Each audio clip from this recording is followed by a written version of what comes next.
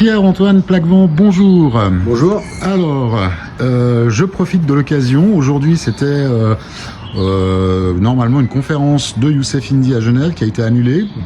Et comme d'habitude, il y a une censure là-dessus. Est-ce que tu aurais un mot à dire sur cette censure ? Bon, c'est habituel en fait, on va dire, surtout vu le climat actuel, sur les questions que traite Youssef et que nous traitons. En fait, c'est toujours la même chose. Là, il y a des associations, je crois, pseudo-antifascistes qui mettent la pression sur les lieux où doivent avoir lieu l'événement, et du coup la police intervient en disant voilà, risque de trouble à l'ordre public, et donc le lieu qui devait accueillir finalement annule. Bon, voilà, c'est une méthodologie. C'est assez grave aussi. Là, il y a des menaces de mort en fait. On parle de menaces de mort carrément. Ils ont normalement, exactement. On m'a rapporté ça. Normalement, en principe, quand il y a des menaces de mort, il y a tout de suite une enquête policière, etc. Quoi.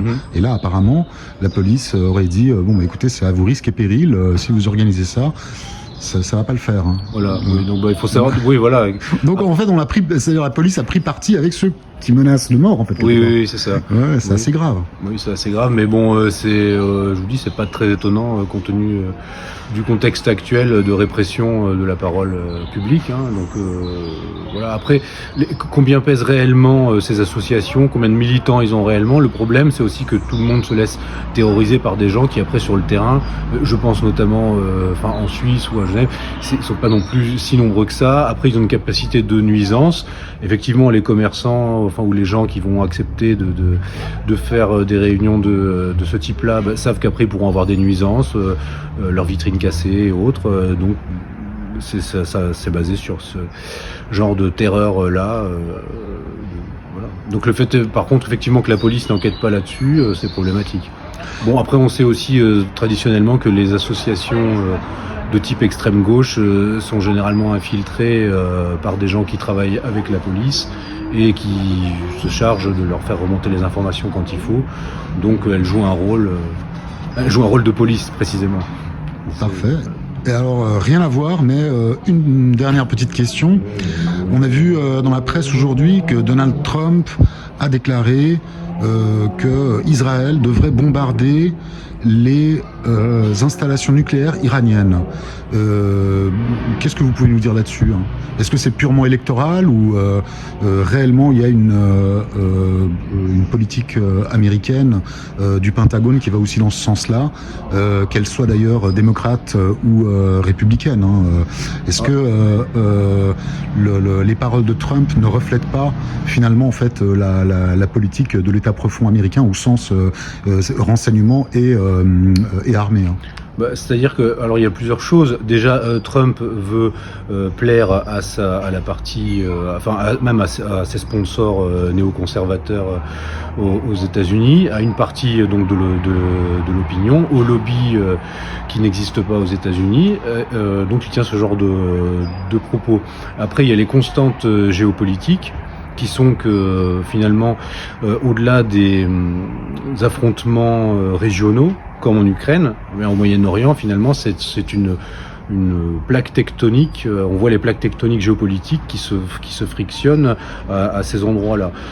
Si on reprend les théories, les théorisations géopolitiques des pères de la géopolitique anglo-américaine, comme Mackinder par exemple, qui expliquait dès son époque que le Heartland, donc le cœur de l'Eurasie, était constitué, occupé par à l'époque l'Empire russe, mais la Perse aussi. Et donc on a toujours eu ce grand jeu finalement autour de ces empires continentaux. Et là où se déroulent ces guerres, comme en Ukraine et maintenant au Moyen-Orient, ce sont là où ces plaques tectoniques géopolitiques se frictionnent entre l'océanocratie tenue par les anglo-américains et la tellurocratie tenue par les puissances continentales eurasiatiques. Donc il y a des constantes qui font que finalement les administrations peuvent changer, les orientations peuvent changer. Alors Trump aura une orientation différente, on va dire interne, aux États-Unis et même plus largement à l'Occident, puisque l'Occident c'est les États-Unis et ses satellites. Mais les constantes géopolitiques resteront. Alors je pense que si on devait avoir un changement vers un retour d'une administration Trump, en fait, quoi qu'il en soit, de toute façon, si on veut, le curseur géopolitique va se déplacer progressivement de l'Europe orientale au Moyen-Orient. Ce sera ça la priorité. Et peut-être que le champ de bataille suivant sera ensuite l'Asie du Sud-Est. C'est déjà le cas autour de la Birmanie. Et donc je pense qu'on est sur... Parce qu'il y a aussi les lignes de fracture entre l'Azerbaïdjan et l'Arménie. Voilà, exactement. Et là aussi, on est sur la frontière iranienne. Tout à fait. Et de nouveau, on est sur l'ancien bloc soviétique, etc. Séparer la Russie, encore une fois, de la Perse, de l'Iran. Donc c'est les constantes géopolitiques. Donc quelle que soit l'administration, finalement, ils doivent gérer ces choses-là, avec effectivement la variable, on pourrait dire là, un peu irrationnelle, qui est le messianisme sioniste millénariste, voilà, qui est actuellement au pouvoir en Israël et qui pousse progressivement ses pions et qui veut réaliser son projet de grand Israël avec Jérusalem comme capitale. Est-ce qu'on peut le corroborer avec les mouvements évangélistes qui soutiennent Trump, en fait? Est-ce qu'il y a aussi, au niveau de l'électorat, effectivement... Certains des principaux sponsors de Trump sont les chrétiens évangélistes qui sont dans un messianisme qui converge avec le messianisme sioniste, dans l'idée qu'effectivement, à la fin des temps, il y aura de nouveau un royaume d'Israël, puisque finalement les promesses pour ces évangélistes sionistes, moi je les appelle plus évangélistes sionistes que chrétiens évangéliques, parce qu'il y a des chrétiens évangéliques qui ne sont pas forcément sionistes millénaristes. Et donc pour ces sionistes, ces chrétiens sionistes, eh bien ces évangélistes sionistes, il y a l'idée que les promesses de l'Ancien Testament sont toujours actives, et que finalement il y aura une convergence des promesses qui ont été faites au peuple juif et des promesses qui ont été faites aux chrétiens.